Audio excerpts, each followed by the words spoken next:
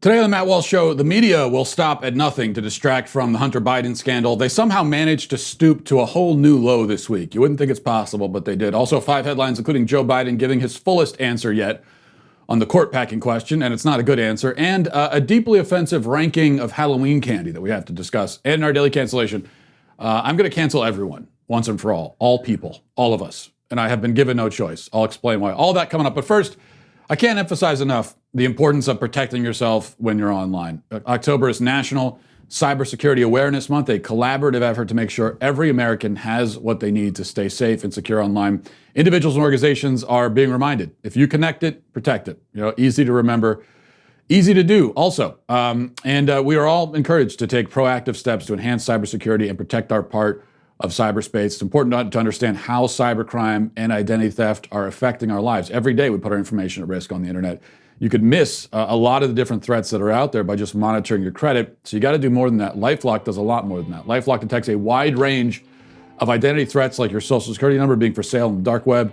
No one, and they do much more than that, but no one can prevent all identity theft or monitor all transactions at all businesses. LifeLock, though, can see threats that you are probably going to miss on your own. Join now and save up to 25% off your first year. Go to lifelock.com/Walsh. That's lifelock.com/Walsh for 25% off. We on the right complain about the media a lot. Conservative commentators like me especially complain about it, justifiably so. They deserve all the criticism and then some. But I'm afraid that the constant stream of complaints, prompted by a constant stream of offenses worthy of complaint, have made us so numb that we can't appreciate the magnitude, the severity, the perhaps historic significance of the evil being perpetrated by the media right now as we speak. Which isn't to say they're behaving worse now than they've ever behaved before. After all, just in the last few years, we've seen them do many things. Try to ruin a teenage boy's life for wearing a MAGA hat and smiling. We've seen them orchestrate, of course, a ruthless smear campaign against a Supreme Court nominee, and not for the first time. In the last few months, we've seen them intentionally foment race riots directly on the heels of them helping to push lockdowns that put millions of people out of work. And add that to the various hoaxes they perpetrated in order to try to take down the Trump administration. It becomes clear why it's so hard to be shocked or appropriately outraged by what these people do anymore. But let's not allow that to overshadow what has happened in the last several days. And I won't even spend much time on the sideshow of the media coming out in defense of Jeffrey Toobin, who, of course, masturbated in front of coworkers during a Zoom meeting. There have been multiple media personalities and outlets who have outright defended Toobin, including this New York Daily News article claiming, quote, Jeffrey Toobin's history of bad sexual judgment is really about our unease with masturbation.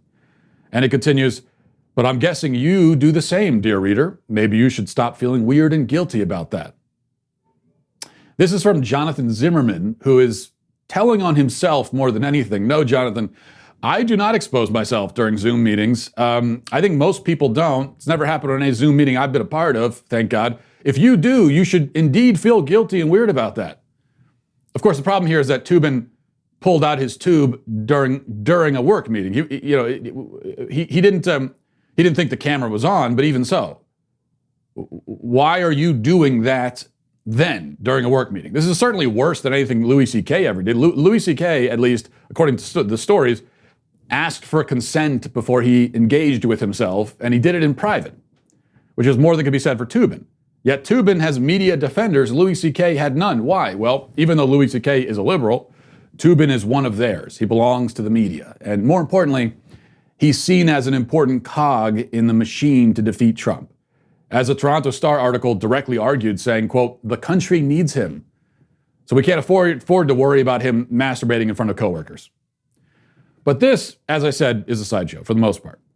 More important than Toobin's antics is the bombshell scandal surrounding Hunter Biden, who has been getting up to antics of his own, antics that include perhaps potentially money laundering. Fox News reported yesterday, reading now from the Fox News website, the FBI subpoena of a laptop and hard drive purportedly belonging to Hunter Biden came in connection with a money laundering investigation in late 2019, according to documents obtained by Fox News and verified by multiple federal law enforcement officials who reviewed them. It is unclear at this point whether the investigation is ongoing or if it was directly related to Hunter Biden. Multiple federal law enforcement officials, as well as 2 separate government officials, confirmed the authenticity of these documents, which were signed by FBI Special Agent Joshua Wilson. Wilson did not immediately respond to Fox News' request for comment. One of the documents obtained by Fox News was apparently designated as a, quote, receipt for property, from which details from the Bureau's interactions with John Paul Mac Isaac, the owner of the Mac shop, who reported the laptop's contents to authorities. And so that's the Fox News report there. Speaking of confirming authenticity, Hunter Biden's business partner, who is by no means a Republican operative, has now also come out and confirmed the authenticity of the emails that were first published by the New York Post, for which the Post is still, by the way, locked out of its Twitter account last I checked. But he's come out and confirmed it. Again, reading from Fox, it says, Tony Bobulinski, who was listed as the recipient of an email published by the New York Post that appeared to detail a business arrangement involving a Chinese company and members of the Biden family, has confirmed that the email is genuine, provided more information regarding the Biden's role in the deal. The email includes a note that, quote, Hunter has some office expectations he will elaborate. Proposed equity split references 20 for, quote, H and, quote, 10 held by H for the big guy, with no further details. The reference to the big guy in the much publicized email is, in fact, a reference to Joe Biden. This is what Bobulinski said in a statement to Fox News. Bobulinski said he is the CEO of Sinohawk Holdings, which he explained, quote, was a partnership between the Chinese operating through CEFC Chairman Ye and the Biden family. He said he was brought on as CEO by Hunter Biden, who was listed as, and James Gilliar, who was listed as sender of the email. Bobulinski went on to say he does not believe Joe Biden's past claim that he and Hunter did not discuss his son Hunter's businesses, claiming that Hunter frequently referenced asking him for his sign-off or advice on various potential deals. So there's no way to get around this. The emails are real. It's been confirmed by one of the guys involved in the email exchange. What else do you need? And that would be proof enough, but it's not even the only proof. The fact that the FBI is investigating the laptops is also evidence that the laptops, well, exist at least. Yet the media has been involved in a wide-ranging, concerted, choreographed effort to blatantly lie about this story, cover it up with a big helping hand from big tech. And then yesterday, finding new lows to sink to somehow, many media outlets all at once tried to discredit Rudy Giuliani, who's the man, of course, who obtained the laptops, started running with a story that the new Borat film, which comes out tomorrow, catches him in a hotel room with a, quote, underage girl touching his genitals.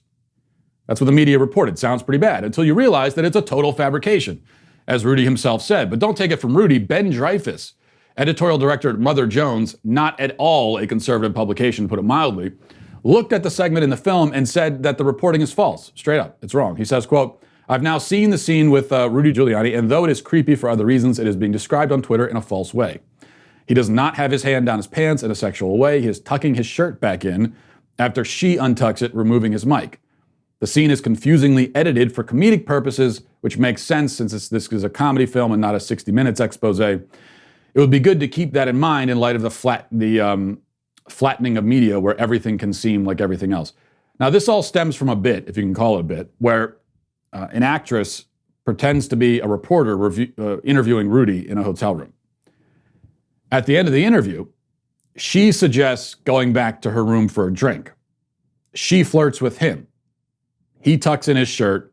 Then that image is taken, used out of context. But the thing is, even if he was flirting back to her, who cares? The actress is 24. It's not an underage girl. She was initiating. She's 24. Rudy isn't even married. So how would this be a scandal? How would this be remotely a scandal, even if he was doing what they claimed he was doing? Apparently he wasn't, but it wouldn't matter if he did. This was an attempt by Sacha Baron Cohen to simply destroy Rudy Giuliani in the name of comedy with scare quotes. That's, of course, how Sacha Baron Cohen's comedies work now. He tries, and have really always worked, he tries to embarrass and humiliate people for his own entertainment. Often people who, unlike Rudy, are not wealthy or prominent. So Sacha Baron Cohen is a rich Hollywood dirtbag who goes around trying to embarrass mostly poor people and middle-class people for fun. Once in a while throwing in a prominent Republican, and then just straight up smearing them. I mean, you get what the attempt was in this bid. It was just to flat out destroy Rudy Giuliani. That's what they wanted to do. Even if you don't like Rudy Giuliani, that's not comedy. That's an attempted hit job, and it didn't work.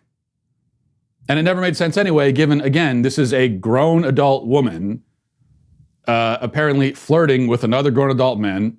Neither of them are even married. Where's the scandal here? But this was all, of course, an attempt to distract from the Hunter Biden scandal.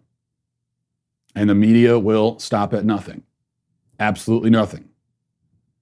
This is what happens when they say that Donald Trump is as bad as Hitler and that his supporters are Nazis and white supremacists and racists. They mean it. They really believe it. And you add that to the fact that these are moral relativists who believe that the ends justify the means already. Well, when the end you have in mind is getting rid of Hitler, anything goes. There are no moral qualms, no ethical standards. Do anything. And that's what we're seeing happen right now. And it's going to get worse. We can guarantee that over the next few days. Let's get to our 5 headlines.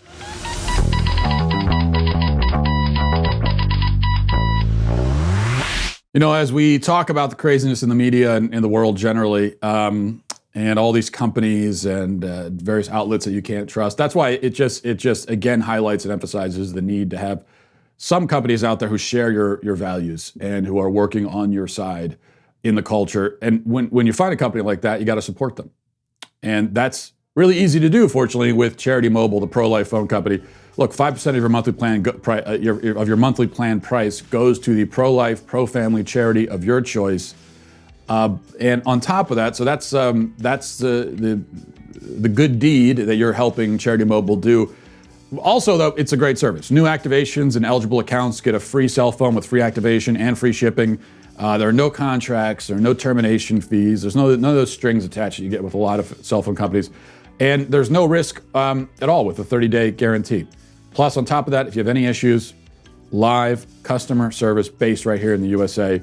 And a lot of other things too. You get free usage alerts. You have the ability to block use of cellular data, picture messages, text messages on any or all lines on your account. So this is a good way if you have kids and they have a phone, a good way to protect them as well. But most of all, you're helping to build a culture of life in America while supporting a pro-life company. And like I said, it's a win-win when you've got a good company and a good cause. And it's also up to us to support those companies when we find them. And here's one right here. Call Charity Mobile at 1-877-474-3662 or chat with them online at CharityMobile.com. Also wanted to mention, by the way, as we've been talking about this Hunter Biden laptop story that was buried by Facebook and Twitter and big tech teaming up with big media to cover this up. Now, personally, as I've said, I'm worried that the Hunter Biden stuff will not have the effect that it should. It won't resonate with the voters. I don't know, but I have a cynical view, as I do in most things with this. But big tech's attempts to censor the story, I think that is something, especially that resonates with voters, because voters are worried about censorship, and for good reason. And I think there's a role for the government to step in here, but you also have to balance that with having them involved and the dangers of getting government involved in anything. And so there's a lot to balance and think about. That's why this week, our own CEO, co-CEO, Jeremy Boring, launched a new podcast titled Enough. In his first episode released yesterday, Jeremy takes on the leftist outlets trying to get conservatives kicked off of Facebook. This has been an effort, obviously, that they've been engaged in for a long time. Listen now at the link in the description and subscribe to Jeremy's podcast to get his other rants about big government, big tech, Hollywood hypocrisy, anything else that comes to mind. It's a great podcast. Check it out. And if you like it, leave a review so it gets recommended to more people. All right, we'll get to our headlines here. As you can see, by the way, boxes. This is our last day in this house, and so that's why everything is empty and very sad. More about that later, though. Number one, a clip from Joe Biden that he posted, which is getting some attention. Well, I'll just play it for you first. Watch this. America was an idea. An idea. We hold these truths to be self-evident. We've never lived up to it, but we've never walked away from it before. And I just think we have to be more honest and let our kids know as we raise them what actually did happen. Acknowledge our mistakes so we don't repeat them. Okay, Joe, first of all, no, America is not an idea. It's a country. It's a country founded on certain ideas, but it's not itself an idea. This is not a pedantic point here. This is important. The left actually does want us to see America as an idea and not a country, because that's how they justify rampant, unchecked immigration. That's how they do it. That's their line. They say that essentially, as long as someone has the same idea, then they're already American. They're already part of the country. It's just an idea. But no, America is a legal entity. It is a country. And you know, one of the ways I know that is that because I have to pay taxes. And so do you probably. You don't have to pay taxes to an idea. You pay taxes to a country. And I'm guessing that on tax day, I can't refuse to pay my taxes on the grounds that ideas don't cause money.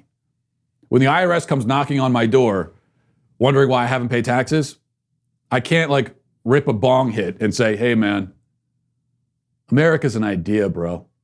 Okay? It's just like an idea. Chill out, man.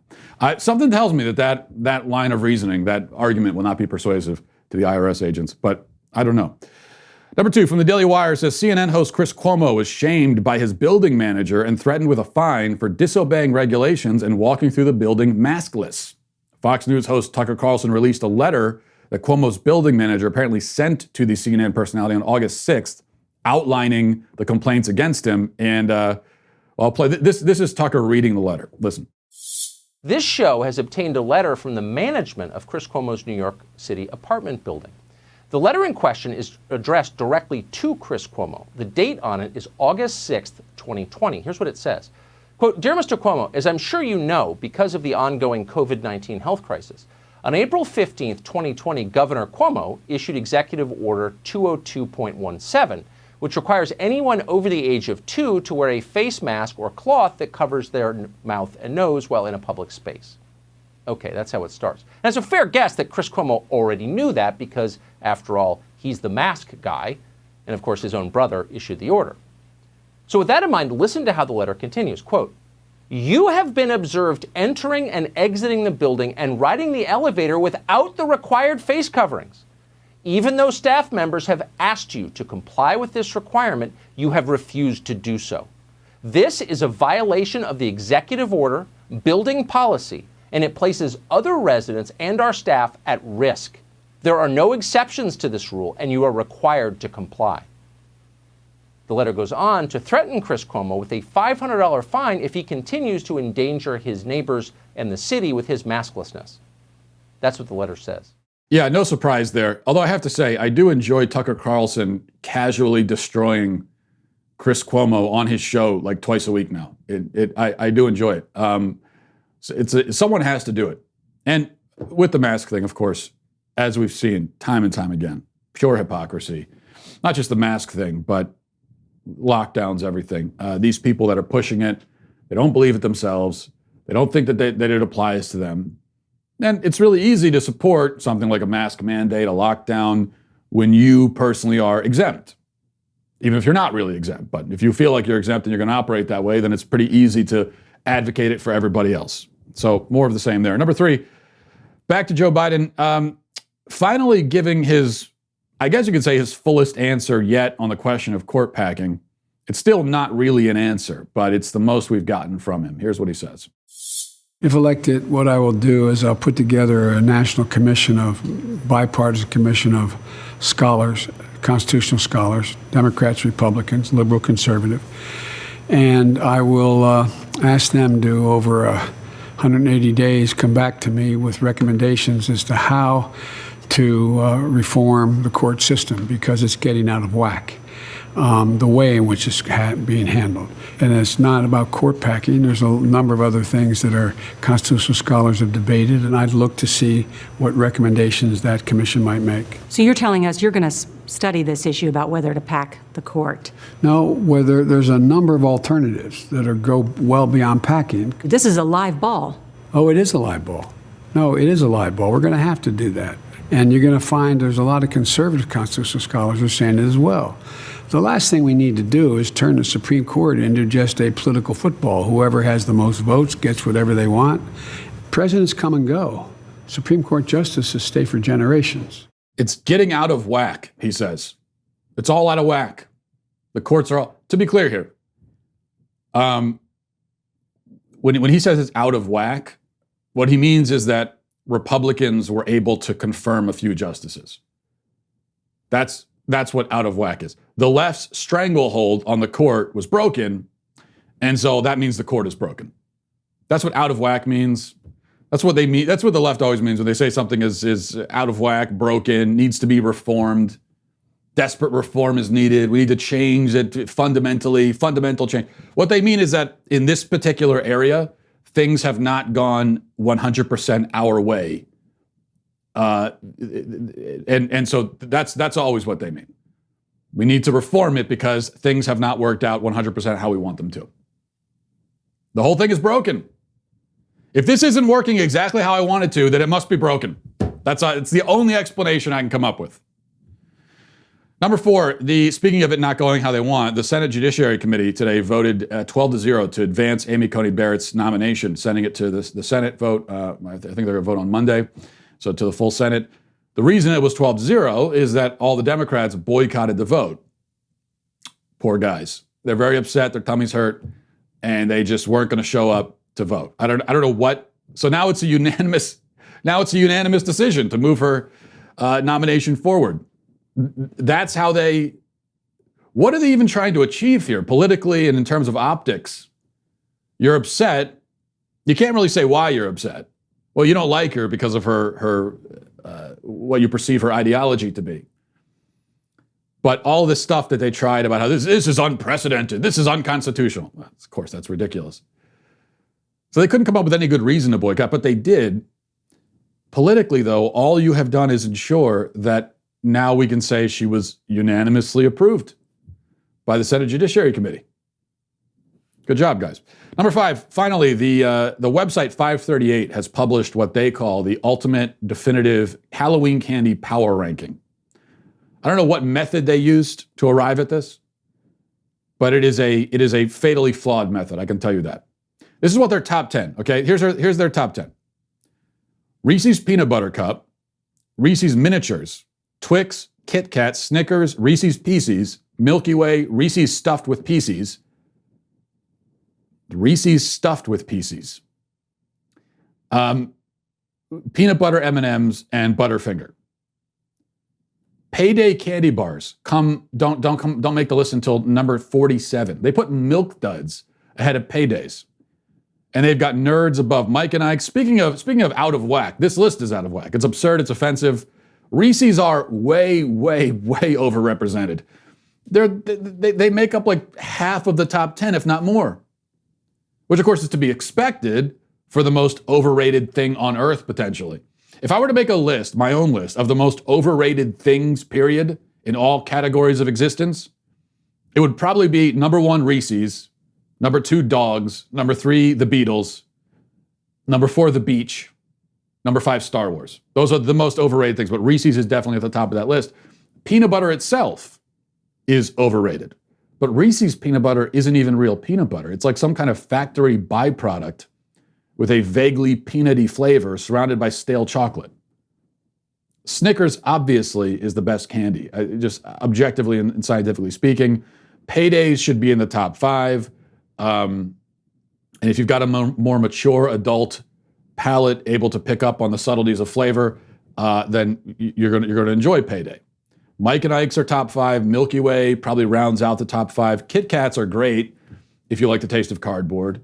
Butterfingers are very good if you're the sort of person who enjoys eating congealed, hardened vomit. But it doesn't belong anywhere in the top 100 or anywhere else on earth, frankly. So this list is an abomination, as expected.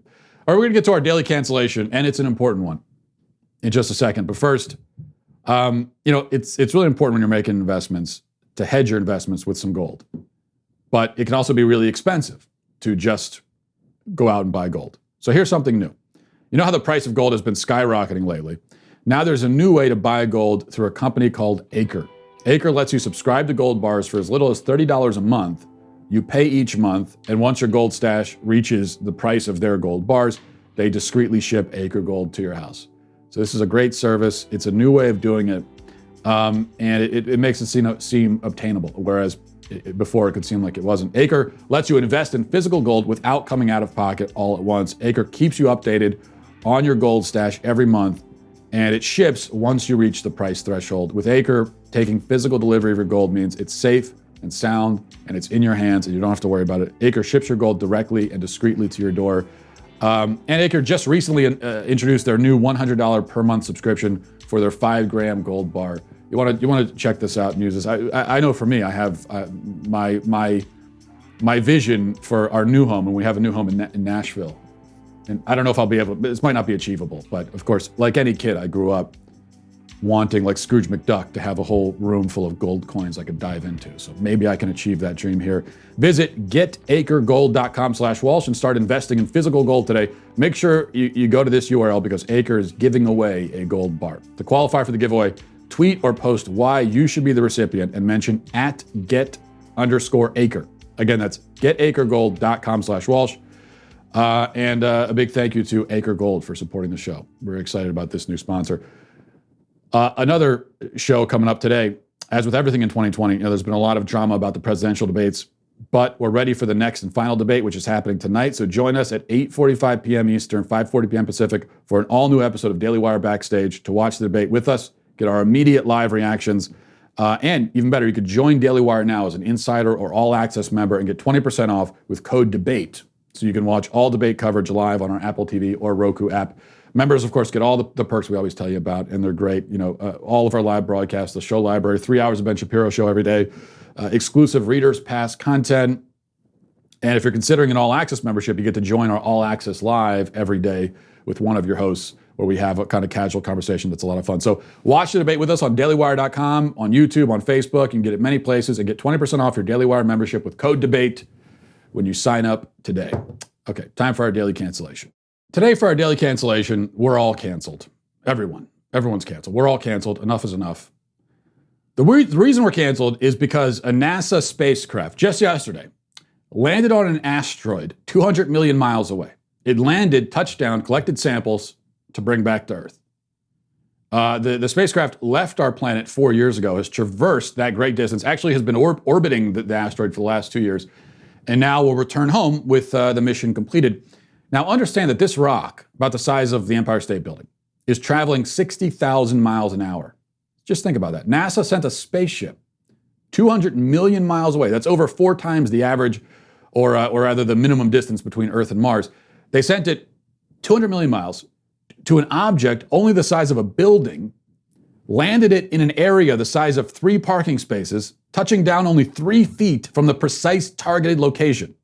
That is an utterly amazing engineering feat. It's mind-boggling. It's spectacular. There's even a short video footage of the event. Why does all this mean that we're canceled? Well, because instead of talking about that tremendous and fascinating subject, we've all been talking about Jeffrey Toobin's penis and Borat and God knows what else. This is how it always goes. We live in a universe of wonders. We're surrounded by the astonishing, the bewildering, the incredible. And none of that can hold our attention or attract our interest the way a story about a man publicly masturbating can, or the way that any gossipy nonsense can, or any pointless controversy. We all complain about this, though. I hear from people all the time, I wish the news would focus on positive, interesting things more. People complain to me about it, about my show. Matt, I agree with you, but I wish you'd talk about positive things. No, you don't. No, you don't. You say you do, but you don't. We all say we do, but none of us really do. The fact is, the positive, the interesting, the non-controversial, these stories are out there. That content is out there. It just doesn't attract much attention. Unless it's a story about like a dog helping a blind man find his favorite hat, and there's a cute 2.5-minute video we can share on Facebook. That story, is positive, and the video would get 15 billion views. But positive and significant, positive and consequential, positive and truly interesting, those are the stories that almost nobody really cares about, except in theory. And if I were to spend a week talking only about those kinds of positive stories, by the end of that week, I'd have maybe 5 listeners left. My audience would literally be cut in half. So we're all complicit. We prefer the inane, the empty, over the wondrous and the enthralling. Another example, last year, there was a picture of a black hole released. First time ever that a black hole has been photographed. You can see it here. Now, that is an object 55 million light years away. 55 million light years. A light year is 6 trillion miles. 55 million times 6 trillion. You do the math. I certainly can't. And this thing is 6 billion times the mass of the sun. The word gargantuan doesn't begin to describe it. A force of power beyond anything we can imagine. Anything we've seen across distances too vast and too empty to be comprehended.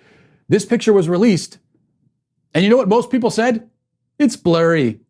It's blurry. It's boring. I'm bored. Let's see what Kanye West is tweeting about. But I suppose that's better. That reaction is preferable to when 5 or 6 years ago, a module was landed on a comet 300 million miles away. And the discussion around that event, if you remember, centered around the allegedly sexist shirt of the scientist who headed up the project. At least nobody found a reason to be offended by the asteroid landing yesterday or the black hole. But I'm sure our best minds are figuring out a way to make that happen. Now, I really believe, I really do, that aliens could land on this Earth, emerge from their spaceships, and start revealing the secrets of the universe. And it wouldn't even trend on Twitter or make headlines on CNN unless the aliens said something homophobic or racist, or if they mentioned that they support Donald Trump. Then in that case, sure, global news. CNN's headline would say something like, aliens invade Earth, stir controversy with offensive comments. Then there'd be the BuzzFeed article, replete with GIFs and snarky one-liners, with a title like, 10 most problematic things the aliens said when they came to Earth. The aliens would look around, shake their heads, and say, holy shit, you people are stupid, and then leave. They were going to tell us how to cure all known diseases, harness energy directly from the core of the sun, but never mind. And after they leave, within 12 hours, the news cycle will have moved on. 3 months later, somebody will post a massively viral tweet that says, LOL, remember the time aliens came? And there'd be like a GIF from Spaceballs or Mars Attacks. And that will be the only record of the event. Humanity's last word on the subject. So we're all canceled. We're canceled for being us, for being human. It's our greatest flaw. And on that appropriately dour note and depressing note, I will end the show for today. The last show from my home here, which is also canceled, this studio. In fact, my first studio, which would of course be my car, was hauled away to the junkyard just this morning. And now this. So this is a time of change, of endings, and new beginnings. So that's going to do it for me.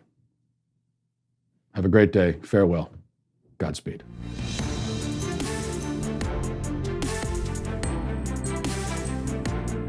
The Matt Walsh Show is produced by Sean Hampton, executive producer Jeremy Boring. Our supervising producers are Mathis Glover and Robert Sterling.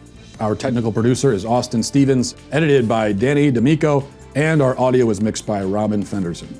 The Matt Walsh Show is a Daily Wire production, copyright Daily Wire 2020. Hey everybody, it's Andrew Klavan, host of The Andrew Klavan Show. You know, some people are depressed because the American Republic is collapsing, the end of days is approaching, and the moon has turned to blood. But on The Andrew Klavan Show, that's where the fun just gets started. So come on over to The Andrew Klavan Show and laugh your way through the apocalypse with me, Andrew Klavan.